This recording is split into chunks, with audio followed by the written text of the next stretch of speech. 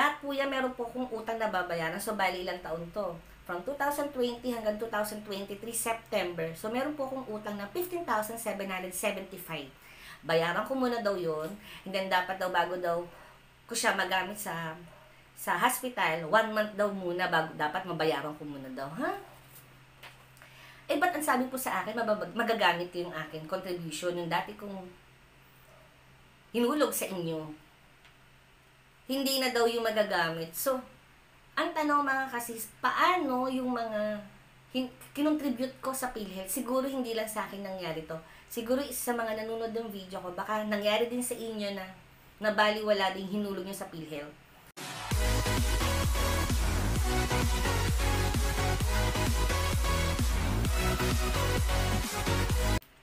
Hi sis! Welcome back to our channel, ang inyong kasis, Gwen Angel. For today's video mga kasis, so ayan. So itong video natin ay iba po.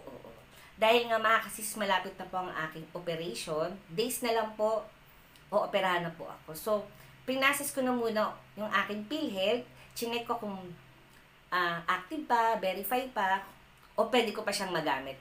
This coming sa operasyon ko. Ayan. And then, bago naman ako nag-process, syempre naghanap muna ako ng location kung saan may PhilHealth. So, nag-try kami ni tatay dito sa may Guadalupe. Although wala. Oo. Pero syempre, meron akong second option para naman hindi sayang sa pamasahe. Although wala sa Guadalupe, so nagpunta na kami sa Shaw 500. So, dun ako nakapag-process ng aking PhilHealth.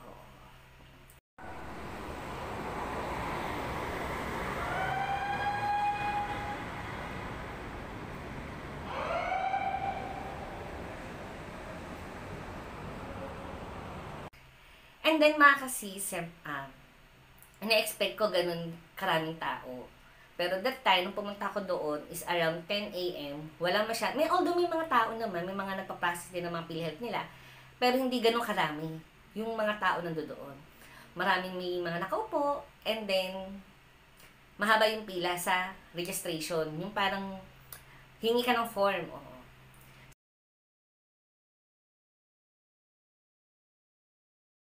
So, ayan, nakapila ako. So, pinakita ko yung aking form. So, ito na lang, pa-flash ko na lang dito kasi yung aking form ay kinuha na po. So, ang tanong ko doon sa information, kasi, o-operahan po ako this coming week na. And then, magagamit ko po ba yung contribution ko sa PhilHealth ko? Although, ngayon kasi, hindi na ako nag-work. Nasa bahay na lang ako. And then, dahil hindi na ako nakapag-work, dahil nga mild stroke ako noong 2019. So, hindi na ako nag-work talaga mga kasis. Nasa bahay na lang ako. And then, ang sabi naman ni ate, information, kailangan daw ng government ID. Buti na lang may dala akong government ID. And then, binigyan niya ako ng form, nag-fill up ako. And then, yun. Binigyan niya ako ng number.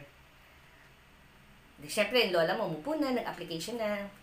Ang ano ka lang doon, dapat pag mag-verify kayo ng mga PhilHealth nyo, ng mga contribution nyo, dapat may mga dalantaga kayong mga government para hindi po kayo pabalik-balik. O mga government ID, lahat ng information regarding sa'yo, birth certificate, dalhin nyo na po. Dahil ang nangyari po sa akin ay wala akong dalang birth certificate. Pero dun sa teller 1, nakausap ko naman din yung nagtatanong doon. Sabi ko kung magagamit ko ba yung aking contribution sa PhilHealth. From yung expect ako, matagal ako nagtrabaho hanggang noong 2019 ako na hindi nagtigil na sa pagtatrabaho. Sabi po niya is magagamit ko daw. Kasi kampante naman din ako. Gusto ko lang din malaman kung may magagamit ba ako sa PhilHealth o wala. So yun ang sabi niya, magagamit ko daw, and then dahil hindi na ako nag-work, so mangyayari niya self-employed na. And then, kailangan ko lang ng birth certificate. Kung makakabalik ako ng araw na yon, mapaprocess kagad. Kaya lang kasi mga kasis, nang pumunta kami din is Friday. So, alanganin na bumalik ako ng hapon kasi nasa Makati pa ako. Although, dito lang naman yung sa Mandaluyong. So, sabi sa akin, nung nakausap ko is Monday. So, okay na. Ipa-flash ko na lang dito mga kasis. And then, mga kasis, syempre, nag-ready ako ng birth certificate. Sabi ko sa inyo, pag pupunta kayo ng PhilHealth, magdala po kayo ng birth certificate, pati baptismal may dala ako. At saka mga kung ano yung ID meron kayo na government ID, magdala po kayo para hindi na po kayo matulad sa akin na bumalik-balik pa. So, ito na nga mga kasis, Monday, kahapon, bumalik ako ng PhilHealth na ako na lang mag-isa, hindi ko na sinama si tatay. So, bumalik ko lang ako sa information, bigyan ako bagong number. Ang sabi niya, saan daw? Sabi ko, kulang ko na lang is birth certificate and then mapaprocess ko ba itong aking PhilHealth contribution kasi malapit yung aking operasyon. Ang sabi sa akin dun sa information is, huwag niyo daw kalimutan magbayad. Yun ang sabi niya. So, ito na nga mga kasis. Nabigyan na ako ng bagong number. And then, siguro mga more than hour, natawag yung pangalan ko, ay yung number ko. And then, ito na yung mga information na nakuha ko dun sa loob. So, ang tanong niya lang sa akin kung meron akong dalawang birth certificate. So, i-present ko na, binigay ko na yung birth certificate ko. And then, hindi mo na ako tinanong ng nagtatanong, yung sa teller 2, wala na muna siyang tinanong sa akin. Isa lang, yung saan daw ba yung birthplace ko, sabi ko Pasay. So, ayun, okay na siya. So, ito na siya, piniprint niya na. Kasi ang pagkakalam ko, bibigyan nila ako ng bagong certification at bagong number ng PhilHealth ko. So, ito na. Una yung binigay sa akin is ito. Ayan. Pangalawa, itong member data record. Ayan. Pangatlo, binigay niya sa ito na yung sinasabi nilang certification. So, nakalagay dito sa certification. Ayan. So, nakalagay dito sa certification, in our aim to continually, basta yun na yun, oo. Nakalagay dito mga kasis, yung akin dating PhilHealth account is deleted na siya. Oo, binura na nila, so wala na. So, binigyan nila ako ng bagong ID. Ito na yun.